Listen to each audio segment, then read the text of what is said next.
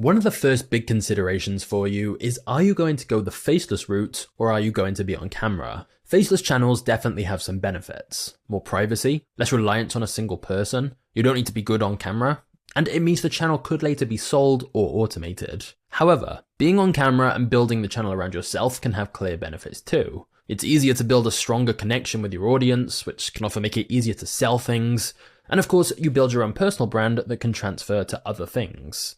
Both methods can work, so it's your choice. The route I've gone is a faceless channel but still trying to have personality. And I really think this is a powerful approach to get the best of both worlds. Essentially, I still make it clear to the audience that there is a real person behind the channel, so it doesn't feel like a soulless company. You'll notice I regularly use my own name, I give updates on what I've been doing or planning with the channel, and this helps maintain the connection with viewers even though it's a faceless channel. Now though, let's talk about branding.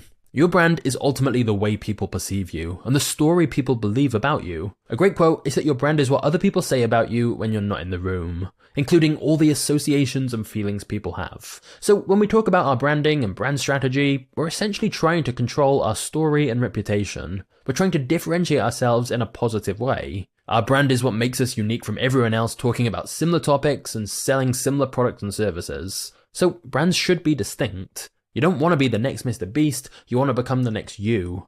So don't just be a ripoff of someone else, create your own brand. The reason for focusing on branding is that not only does it make you more memorable and credible, it helps build loyalty. Just think about one of the most successful brands in the world, Apple. They can charge higher prices than a competitor whose product has the same exact specifications, largely down to the brand they have created. Many people are fiercely loyal to the brand and wouldn't switch to a competing brand. So, branding is going to give us an advantage on YouTube and ultimately allow us to sell our products and services at higher prices or get more sponsorships. So, let's now start building your brand by going through some of the key aspects of it. Firstly, channel name. Now obviously if you're going the personal brand route, this is nice and easy as you can just use your own name, for example Johnny Harris. However, if you're coming up with a new brand name, here are a few considerations. Number 1, is it easy to remember? Number 2, is it easy to spell so people can easily find you? Number 3, is it easy to pronounce so people can talk about you? Number 4, is it different enough? Do a search to check if any bigger channels have something very similar already, as this could be an issue. Number 5, is it available on YouTube and other social media sites? You can use this website here called namechecker.com to run a search for this, as you ideally would like the same consistent username across all platforms. Number 6, is the .com domain available so you can have a website with the same name? Number 7, does the name give people some indication of what your content is about? Now, to be totally honest with you, the name really isn't going to be make or break. A channel a lot of people love is Kurzgesagt, which definitely is not the easiest to spell, pronounce, or remember. And to be honest, Magnates Media isn't the best name in hindsight.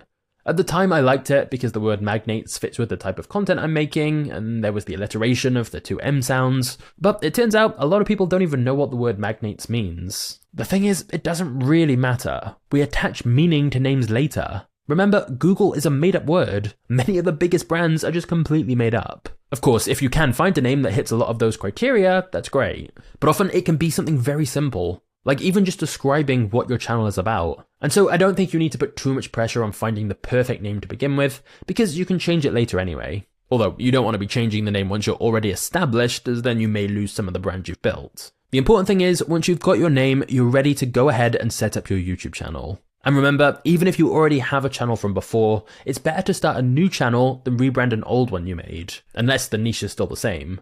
Because all your old subscribers were there for a different reason, so you'd be fighting an uphill battle where the algorithm doesn't understand your target audience if you kept the same channel. Now let's talk graphics. Once you've created your new channel, before you start posting videos, you can add a custom profile picture and a custom banner, which is often called the channel art. These can be improved later, so don't worry about spending ages trying to craft the perfect masterpiece. It's easy to get hung up on this at the beginning, when that time could be spent better elsewhere. For your profile picture, if you've named your channel after yourself, I think using a good HD picture of yourself is a nice, easy option. If you haven't named your channel after yourself, instead you may be better off designing a simple logo with an image that represents what your channel is about, or that includes the initials of your channel name. Remember though, the profile picture is seen at a very small size, so zoom out when designing it to ensure it looks okay and it's legible at a smaller size. Now, for your channel banner, which is like the billboard for your channel, the main priority is to give people an indication of what your channel actually is and what value it can offer them. Because people are busy and they see a lot of channels, so your banner should grab their attention, so make sure it's eye-catching, and essentially tell them what you're offering and why they should care. Don't waste time on unnecessary details, get to the point. For example, weekly nutrition videos to help you get ripped.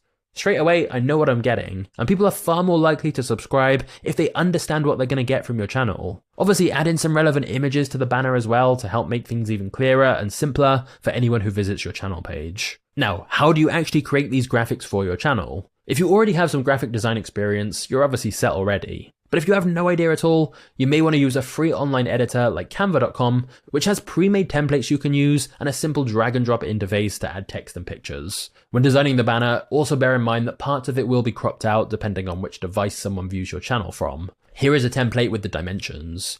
Make sure any important text and images are within the desktop minimum and mobile size. Alternatively, you may wish to outsource the graphics completely, which means you don't have to worry about designing them yourself at all. If you've never designed anything like this before, this option will likely be a lot more efficient because there are marketplaces like Fiverr.com where you can get your YouTube banners and logos very quickly and inexpensively from a designer. Just make sure you browse the designer's portfolio before deciding who to buy from, as the quality on Fiverr does vary a lot. But once you have your channel set up and your graphics uploaded, you're pretty much set to begin creating content. So I'll see you in the next training.